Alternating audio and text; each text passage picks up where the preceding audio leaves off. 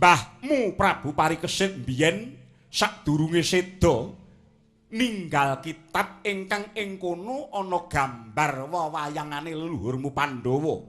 Mara gagahe lumebu ana ing sasana pustaka kaki. Oh. Oh.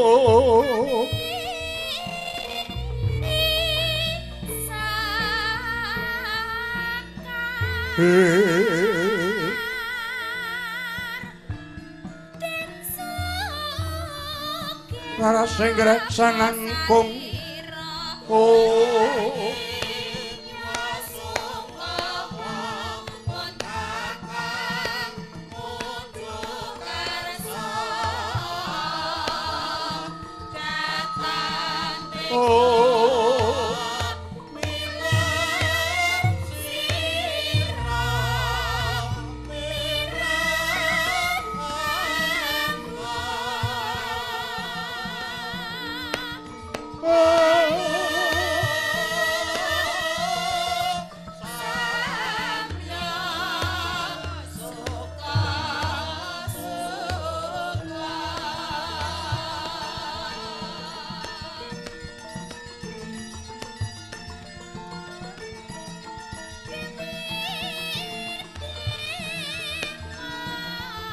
Pandhita Karya Wangsit Nindha Kumbang ngajabing tawang oh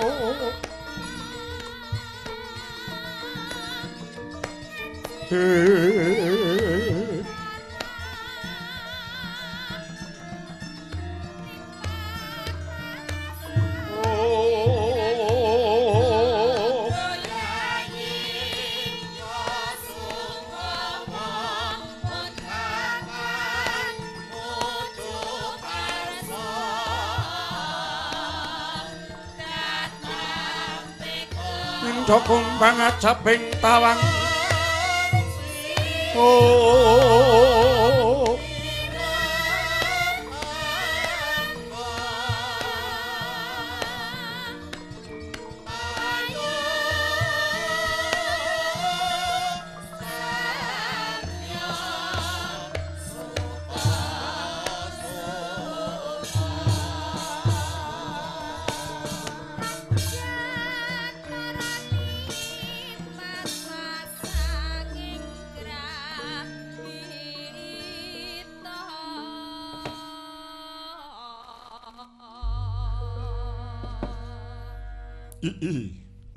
Putuku nggih Sudarsana kula wonten dawuh Hyang iki sawangen nggih gambar leluhurmu kang minulya para Pandhawa ingkang agung darmane tumraping jagat iki ingkang sepisan iki leluhurmu Sri Puntadewa ya Sang Yudhistira nuwun inggih iku temen suci lila lan legawa pambegane nuwun inggih banjur ingkang pideksa godhek wok Simbarjojo iku leluhurmu biyen yaiku Sang Bimasena ingkang kondhang kasektening gegirisi nanging watake jujur suci sentosa lan prasaja nuwun inggih lajeng ingkang bagus tanpa cacat tanpa beda ora siwah sarambut kaya sira alus anteng jetmika iku kondhanging jagat Raden Janaka ya Sang Arjuna dasar mumpuni ngreh kasekten agal karo lembut nanging tumindake tansah budaya kang sarta tansah gawe sengseming kang padha mulat menika Kanjeng Hyang Arjuna ya banjur Hyang wingking kembar kemanikan satriya Nakula lan Sedewa yen Raden Nakula kuwi kondhang taliti sregep kang sarta telaten nuwun inggih banjur Sedewa Sang Sedewa iku wicaksana titi wicaksana putus kang sarta tatas bisa ngrampungi sabarang reh aduh Hyang iki leluhur-leluhurmu kabeh mula nggih tulaten Tulaten lekasing leluhurmu Pandhawa ingkang jagat tanpa timbang kautamane kaki. Bumi gonjeng langit kelap-kelap katon lir kincanging alis risang mawe gandrung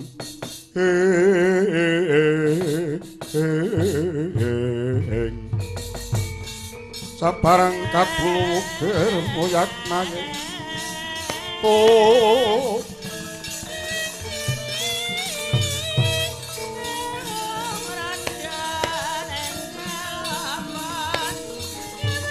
kengkeng jas paliwur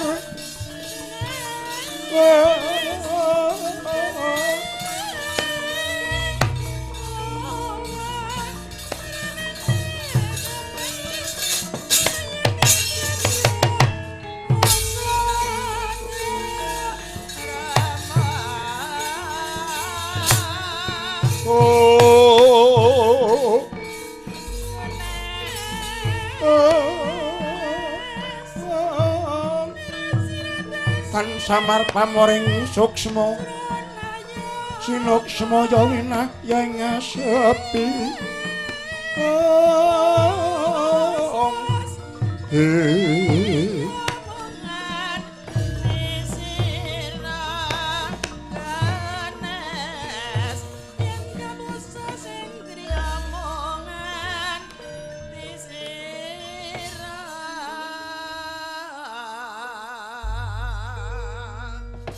Kanjeng Hyang marem raosing manah kula.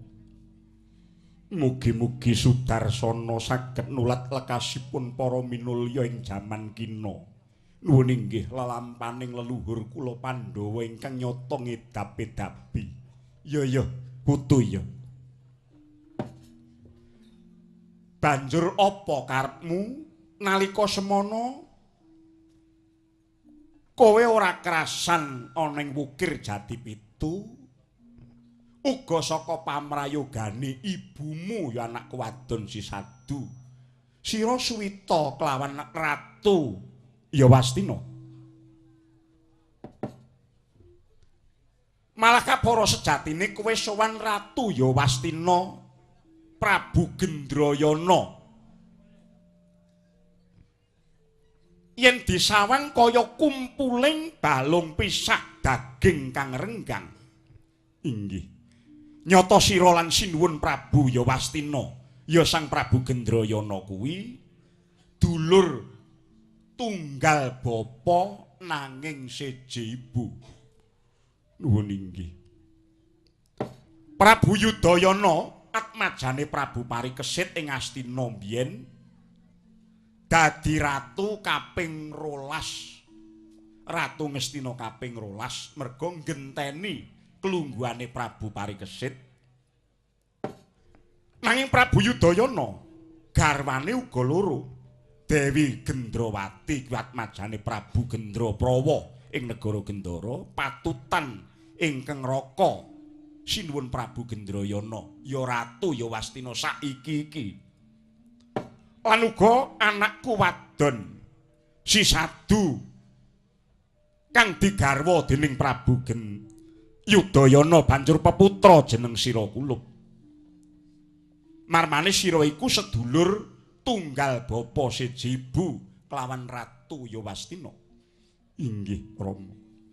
Kanjeng Hyang estunipun waleh-waleh menapa lampah kula dhateng kitha kraton Yowastina tanpa sangsaya. Wiwit ngancik tepining kitha ketingal swasana ingkang dahat nengsemaken kawontenaning negari. Sedaya para kawula samya guyub rukun manunggil cipta rasa karsa miwah karyanipun. Inggih labet saking pangayomaning Ratu Yowastina sinuwun Prabu Gendrayana. Langkung-langkung eyang tangkeping para kawula minggahing punggawing Yowastina ingkang grabyak semanak. Sami-sami luhuring budi tansah nyebar raos tresna dhateng sesami. Ingkang mekaten kula rumaseng mapan wonten ing negari Yowastina. Oh, putuku nggih. Pancen bener. Swasana negara Yawastina kang kaya mengkono ku ra jeneng Moka. Kabeh wis budaya becik merga biyen-biyene wis ditata karo leluhur-leluhurmu ingkang minulya ya kuwi para Pandhawa. Ingkang nyata dadi kekembanganing jagat kautamane. Banjur kepiye nggih Sudarsana? Inggih, Eyang. Sowan kula wangsul dhateng pertapan Jatipitu dinten menika. Estunipun kula namung badhe sumungkem wonten ing pada paduka Kanjeng Eyang. Labet nugraha agung ingkang sampun kula tampi. Inggih awit pangestu paduka. Wayah paduka kula Sudarsana. Kula sampun tinampi pasuwitan kula wonten negari Yawastina. Kapara kula pinaringan kalenggahan dados tetungguling senopati dening Kaka Prabu Gendrayana dipun wenangaken caket raket kekadangan dasaripun kula tansah dipun subya-subya ing kamukten Eyang Hanjrahing Kang Puswitarum kasiliring Samirana mre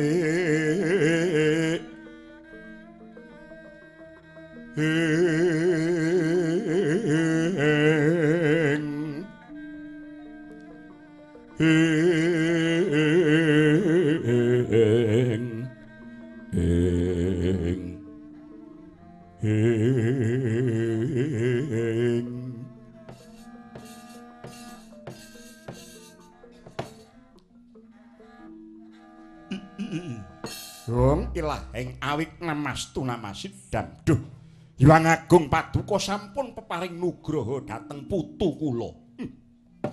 Nganti mbedodok dadaku nggih, nggonku ngrasakake kabungan iki. Ya. Muga-muga dirgaya suwa kang tinemu nganti besok ya nggih.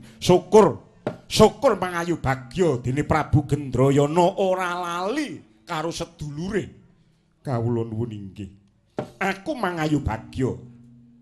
Muga-muga kowe besok bisa sempulur. Sira ora mung dadi batur nanging diparingi kelenggahan dhuwur jejer para luhur. Nuwun inggih, Eyang. Iya. Ya mung ngene ya, Nggih. Wong ingkang wis pinercaya dening ratu mun ora gampang kelakone. Tak baleni meneh, sira iku dadi satriya, nanging aku dadi satriya sejati. Besok tetep dadi pangarep kang kena diarep-arep. Dadi pangarsa kang kena dipercaya, dadi pengayom kang bisa gawe eyom. Aja angkuh mundhak kokean mungsuh, aja cidra ndak ora dipercaya, becik sing tetep akeh kang anggep luwih becik grapyak sira bakal sugih sanak. Kawula nuwun inggih, Eyang saged netesi dawuh paduka. Ya. Merga wong cedhak karo ratu iku uga dudu wong bodho nanging kudu dadi wong pinter. Pinter samubarang bisa madhahi sawernaning penemu nanging batinmu kudu teguh. Bisa milah lan milih lan tansah ngupaya srana bisane ngudari reruweting praja ya nggih Sudarsana. Kawula nuwun inggih. Kula candhi dawuh paduka Kanjeng Hyang Penemban. Iya. Kejaba saka iku nggih. Banjur apa ingkang bakal mbok suwun karo mbahmu iki? Kula namung badhe matur ing ngarsa paduka kejawi atur kabingan kala wau. Yektosipun ingkang wayah kumacelu kepengin nyara widekaken. Nyara widekke apa? Kawontenaning pura Yawastina. Lho, kraton Yawastina ana apa? Ing lebeting kedaton wonten pepetan rerenggan awarni reca. Reca kala wau dumados saking wesi ingkang winastan wesi Sri Kandi. Saprangkul agengipun Edi penian dudut raos labet ngrawit rengganipun. Eyang Namung gumuning manah kula dene reca kala wau saged netesaken waspa ngantos legek jibek manah kula pendak-pendak kula nyaket sak ngajenging resa arasta wesi Sri Kandi kala wau mukanipun reca kala wau tansah mandeng dhateng kula kanthi kekembeng eluh menika lepat saking nalar mboten pinanggih ing akal ing atasipun namung pepethan wujud reca wesi Sri Kandi saged netesaken eluh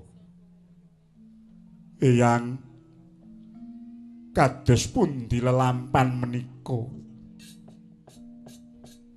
sareng ingkang wayah tansah pinandeng dening reca tosan Sri Kandi kala wau kados mbedhekkel raosing manah kula tansah pamoring suksma sinuksmaya winah yang asepi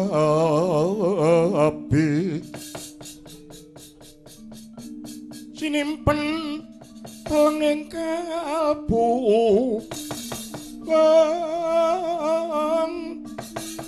pambukaning warana talen sangking layap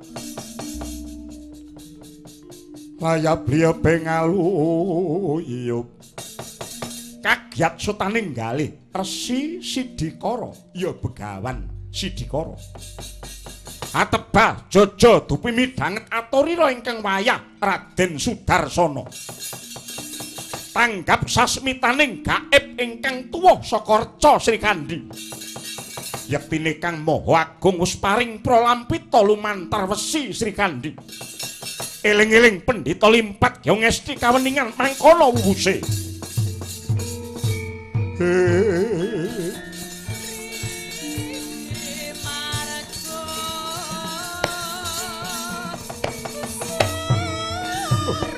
Oh ilahing awik namastu namasidam putuku nggih putu ngerti ya nggih Eluh iku sasmitaning kasusahan ya sasmitaning kacintrakan mung wae rehning ingkang dipandeng dening reca mau dudu sapa-sapa kejaba jeneng sira lan kabeh mau saka kaparenging dat kang murweng dat mula ora ana dalan liya kejaba wiwit titi mangsa iki sira kulup tansah gedhekno kawaspadaning batin nggih aduh Kanjeng Hyang inggih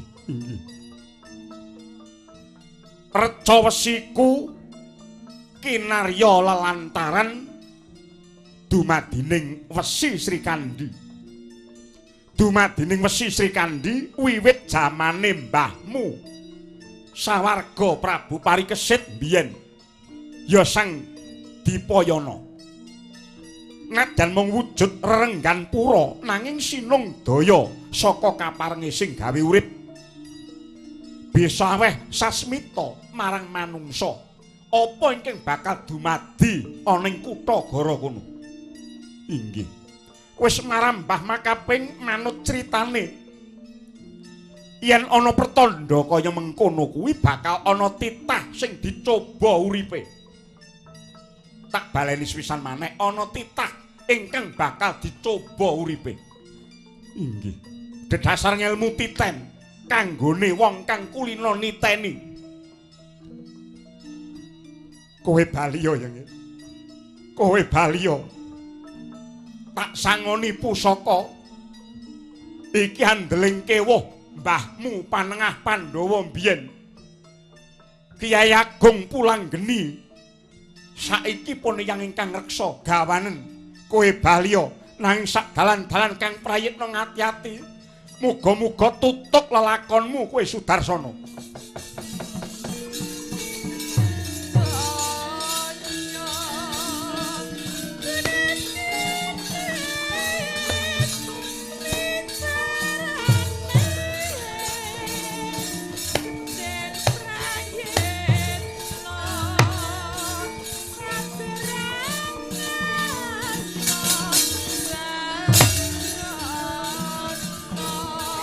nyangunging kadang melengkung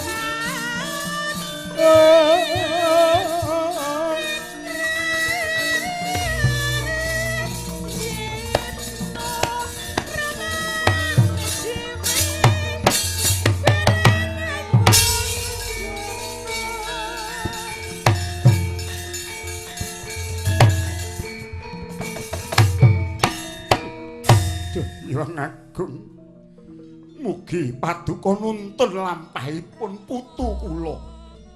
Nger Sudarsana. Sudarsana kuranging dahar nendra. Tak sangokke kowe ya Nger, tilemu rahayu kang sedya hayu kulup.